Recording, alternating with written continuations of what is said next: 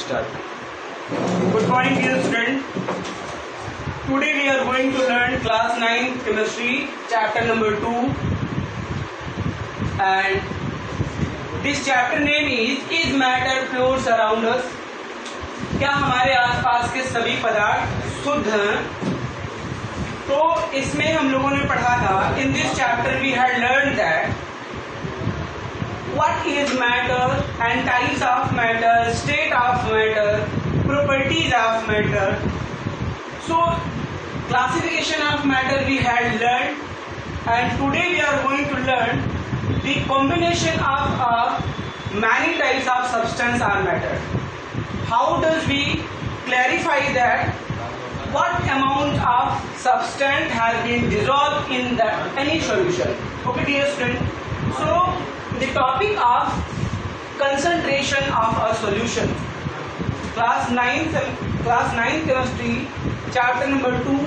The topic is concentration of a solution. Okay, dear student. So just we are going to learn concentration.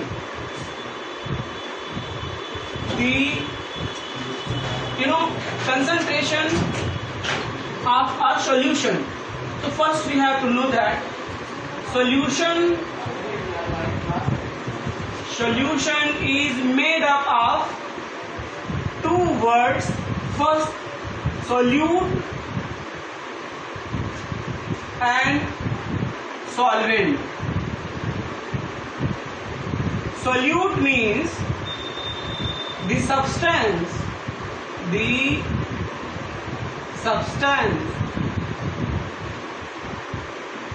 which is in less amount. Okay, dear student.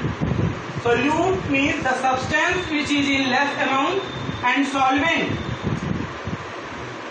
the substance which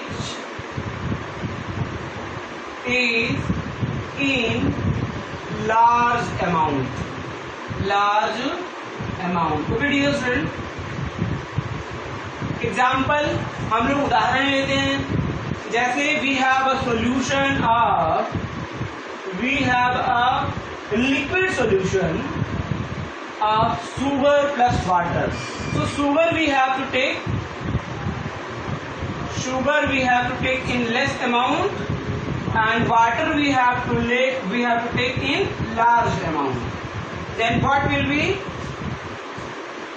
become? It will become liquid solution. ठीक है?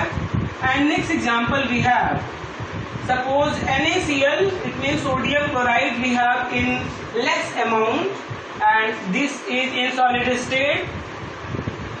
Also this will be in solid state. Okay, dear student. ये भी solid state में होगा, ये भी solid state में होगा, and we have take water. So water is in liquid state. Okay, and it will be large amount. So अभी आप लोगों ने देखा कि solution दो वर्ड से मिलकर के बना होता है, solute and solvent. Solute क्या होता है solution में? Solute उसे कहते हैं जो कम मात्रा में होता है, और solvent उसे कहते हैं जो ज्यादा मात्रा में होता है. अब ऐसा भी नहीं है, हम ये भी कह सकते हैं कि जो ज्यादा मात्रा में होता है उसे ही हम solvent कहते हैं, और जो कम मात्रा में होता है उसे solute कहते हैं किसी भी solution में. Okay, dear student. अब हमें ये जानना है कि कंसंट्रेशन क्या होता है किसी भी सॉल्यूशन का. किसे कहते हैं कंसंट्रेशन? कंसंट्रेशन का मतलब ये हुआ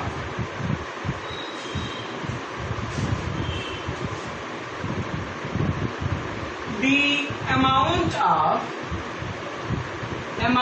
of solute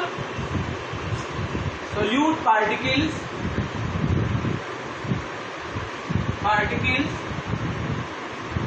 in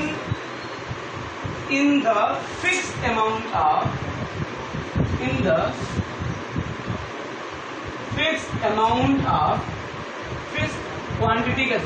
quantity of solution. Means solution. Okay, dear student. the amount of solute particles in the fixed quantity of any solution. किसी भी विलयन में विलेय पदार्थ की मात्रा को, किसी भी एक निश्चित विलयन में विलेय पदार्थ की मात्रा को क्या कहते हैं? हम कंसंट्रेशन कहते हैं। और ये कंसंट्रेशन मुख्य रूप से दो प्रकार का होता है dear student.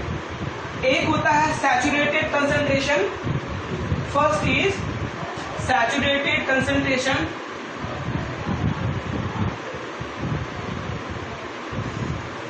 saturated concentration, and second is unsaturated concentration.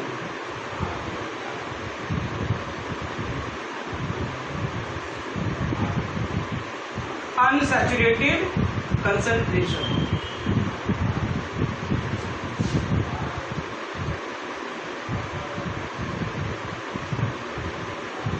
हमें कंसंट्रेशन टर्म का एक फार्मूला डेरिवेट करना है। ध्यान से देखिएगा। Suppose we have a solution of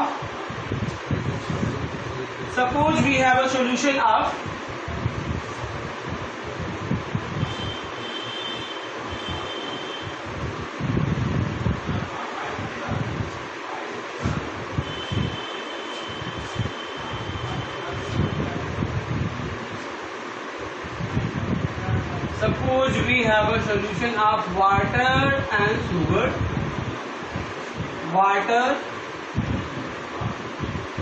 and sugar.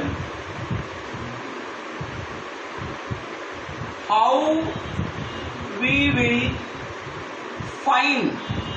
do we find the quantity of solute and solvent, or we can say concentration? Okay, so concentration is equal to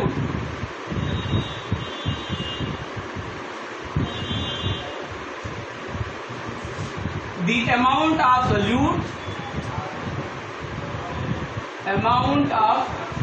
solute divided by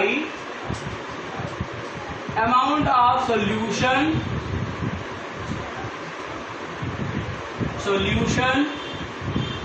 into 100, because it will be in percentage. Okay dear student, जैसे अभी हम आपसे question पूछें कि इस विलयन की concentration ज्ञात कीजिए, इस विलयन का कंसंट्रेशन ज्ञात कीजिए। अब इस विलयन में क्या क्या चीज है? वाटर है एज अ सॉल्वेंट, और शुगर है एज अ सॉल्यूट। शुगर की मात्रा यहाँ पे 20 gram of sugar dissolved in 1 liter of solution, or we can say 1 liter of water. Okay, 1 liter of water. So what will be concentration of the solution? concentration निकालने के लिए क्या करेंगे हम? पहले फार्मूला है amount of solute particles. So how many quantity of solute? 20 gram of solute dissolve in amount of solution. अब solution का मतलब solute plus solvent, 1 litre plus 20 gram, it means 120 gram. Okay dear student, तो find here 1 litre, it means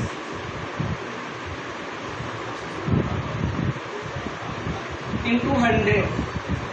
okay,